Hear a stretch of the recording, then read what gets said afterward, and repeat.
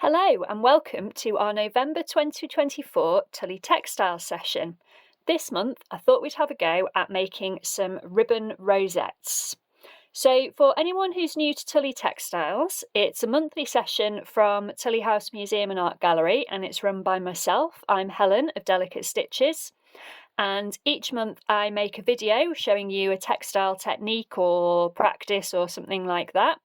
And in the afternoon, we have an interactive Zoom session where we have another look at that technique, and we also have the opportunity to look at an object from Tully House's collection.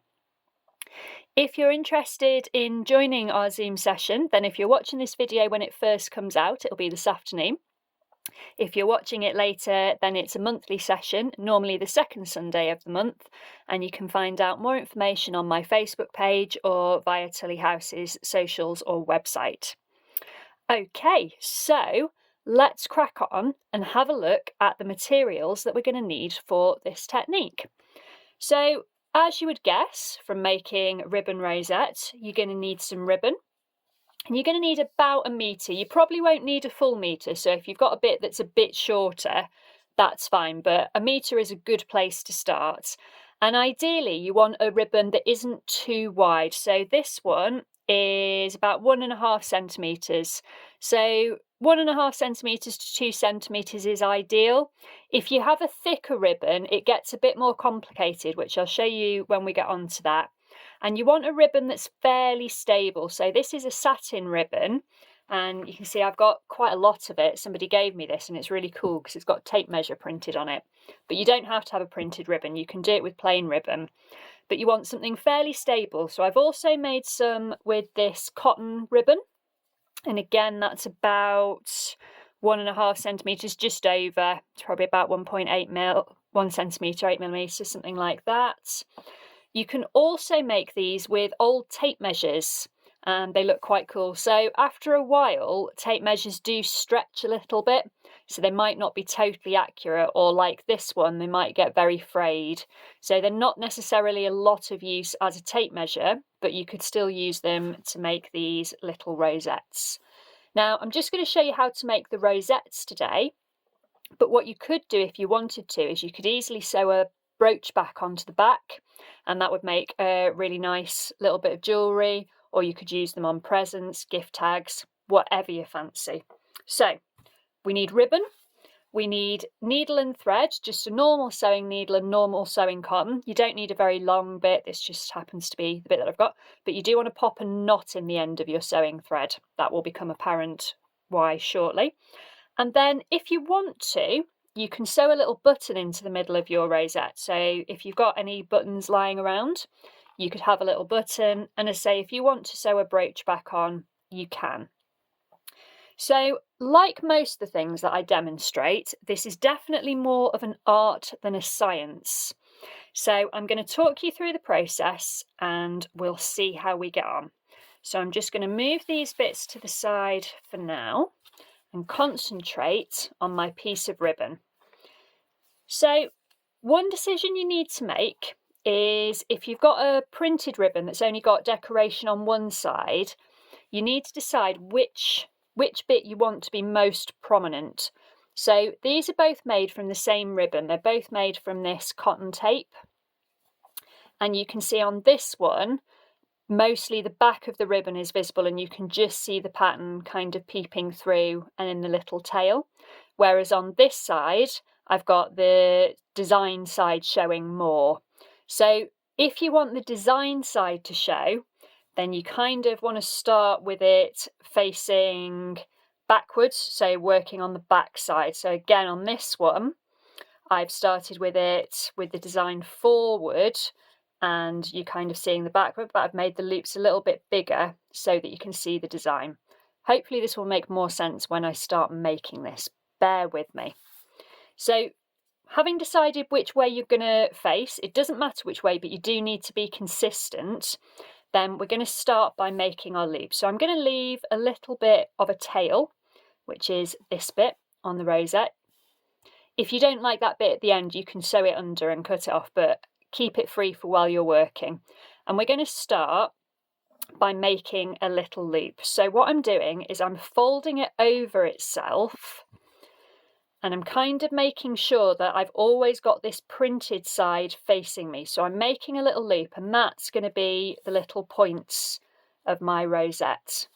And this is going to be about 4 centimetres long on this ribbon. Again, you can play around with it. I say it's more of an art than a science, but have them folded like that. And then I'm going to make my life easier.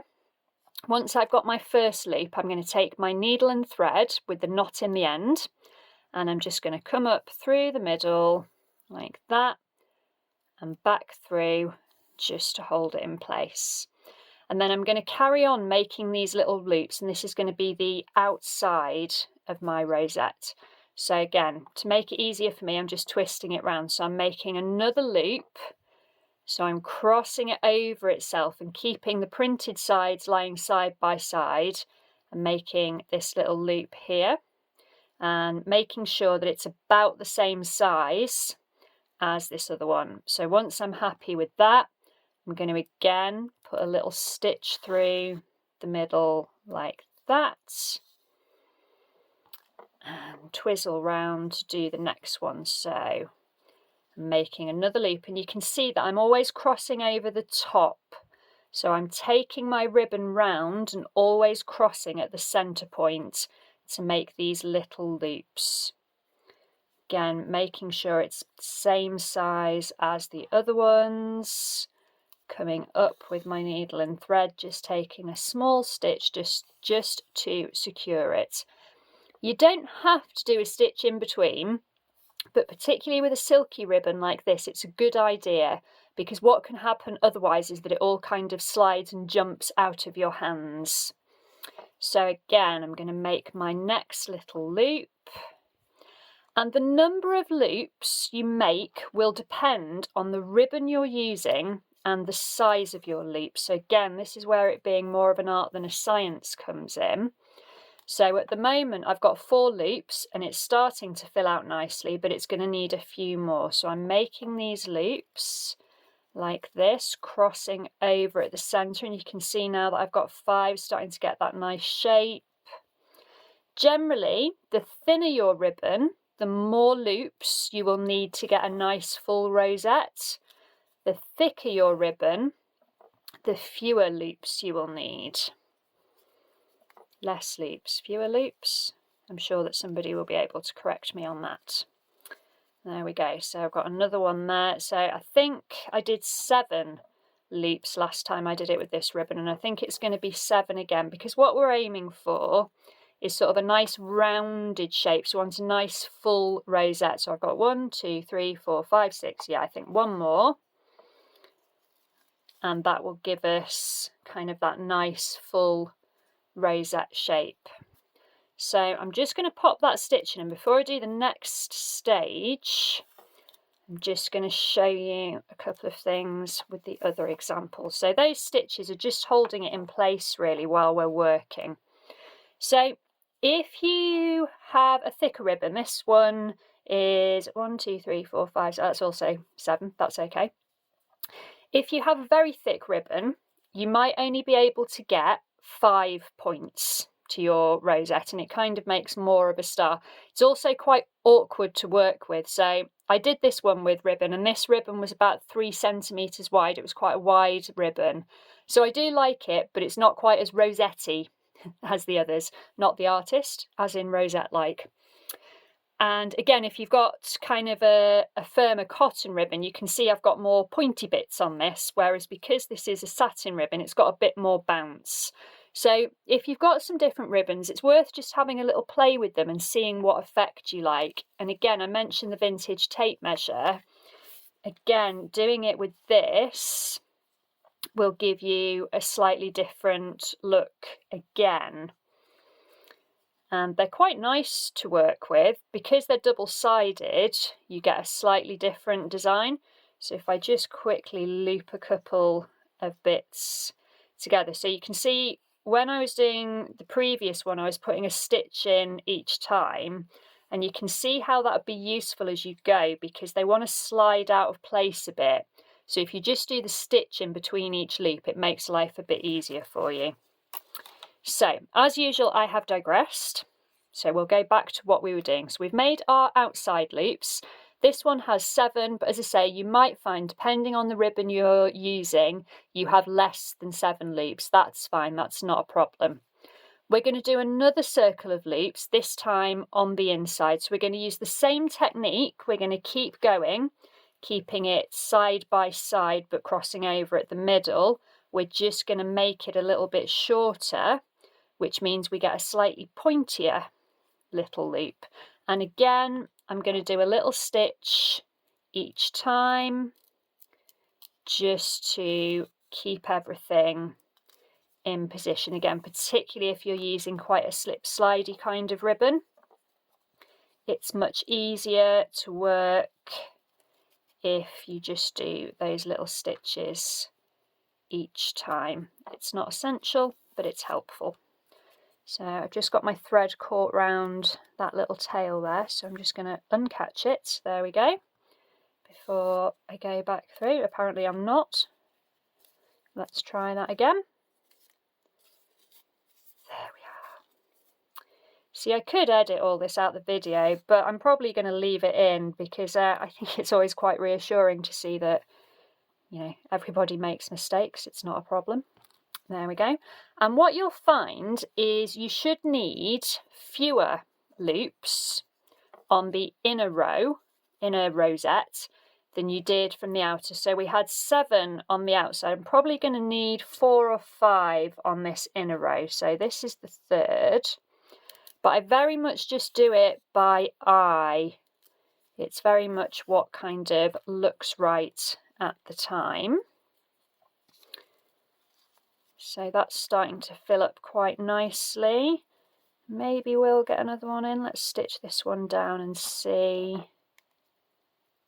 Oh, helps if you use the sharp end of the needle to try and sew with rather than the eye end. There we are.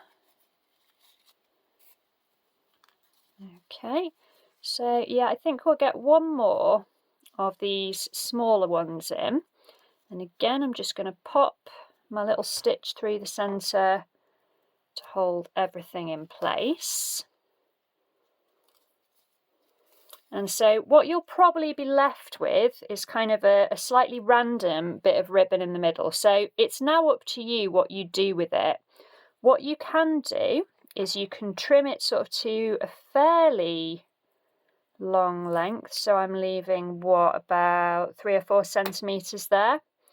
Just turn over the edge for fraying and make a little loop with it in the centre like that and sew that down.